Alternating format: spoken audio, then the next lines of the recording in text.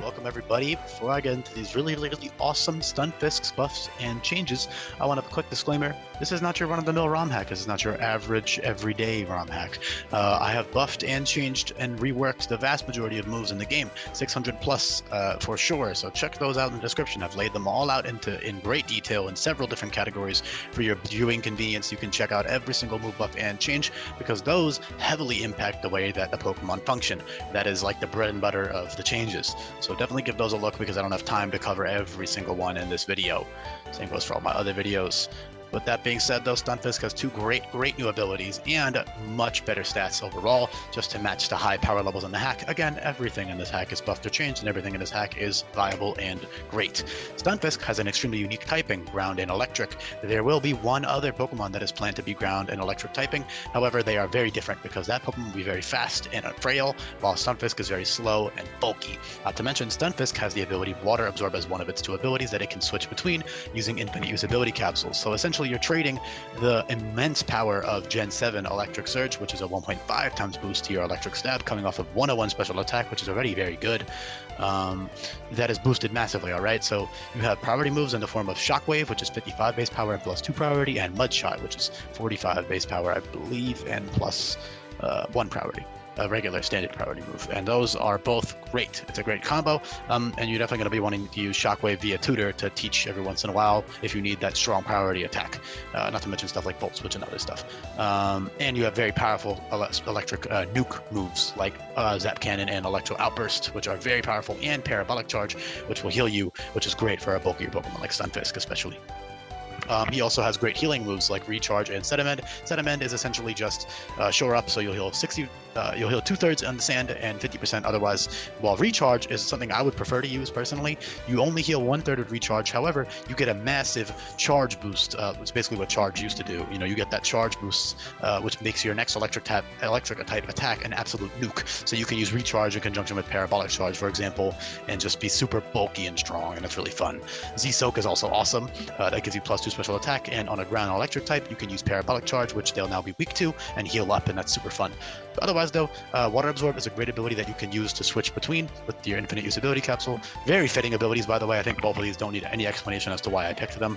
Electric Surge gives them great offense. It also gives them great utility because you can Volt Switch or Parting Shot into your Terrain Abuser if you don't want to abuse it with Stunfisk alone, because it does have the benefit of disabling sleep or making sleep not possible, which doesn't synergize very well with Yawn, by the way, but that's just, it is what it is. Just run Water Absorb if you want to run Yawn.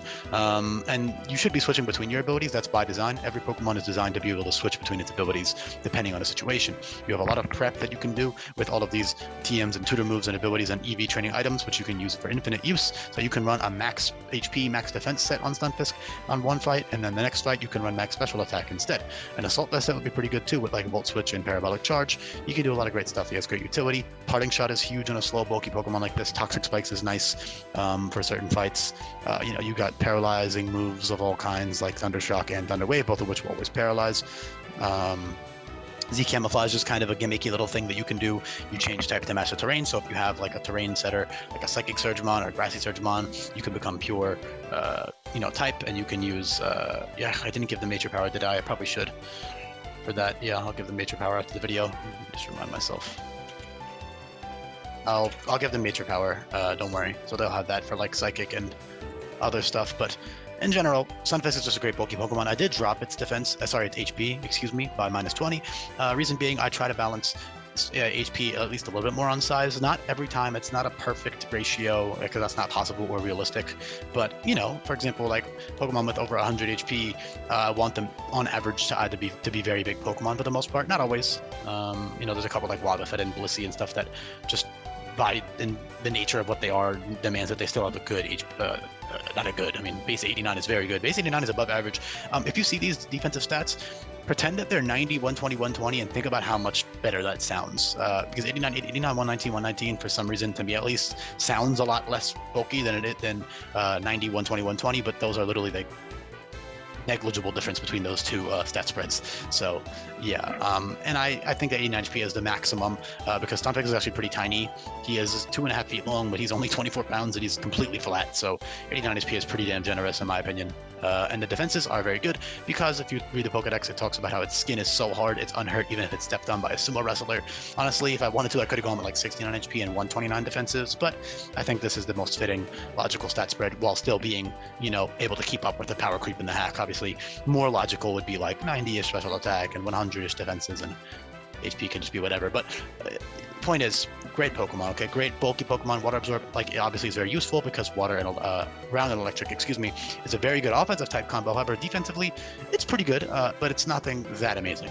But with immunity to both electric and water at the same time, with only 4 weaknesses to water, only 3 weaknesses to grass, ice, and ground, and resistances to poison, steel, rock, and flying, you are actually a very good tanky Pokemon with Water Absorb activated. Of course, you don't need to run that every boss fight. It's not always going to be useful. Even if the opponent has a water type Pokemon, it's not that great for some fights because you might need that electric surge boost to kill something, for example, with a choice spec shockwave or something. It really just depends on the situation. I would say on average you would use an electric surge a little bit more, but Water Absorb is still a great ability nonetheless.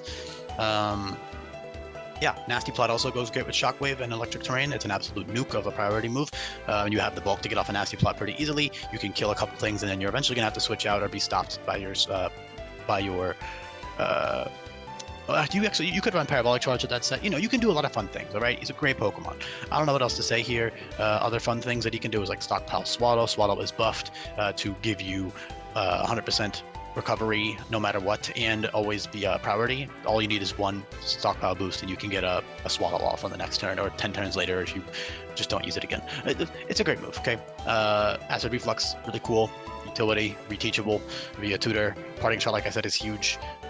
Great, pretty solid coverage. All it really needs is electric, ground, and water, but it also has poison and also uproar post game, and nature power under terrain could become a different type if you wanted. Natural gift becomes any type in the game. Weather ball can be rock or ice or something, or fire even, depending on your teammates. It really just depends on what you're using. Okay.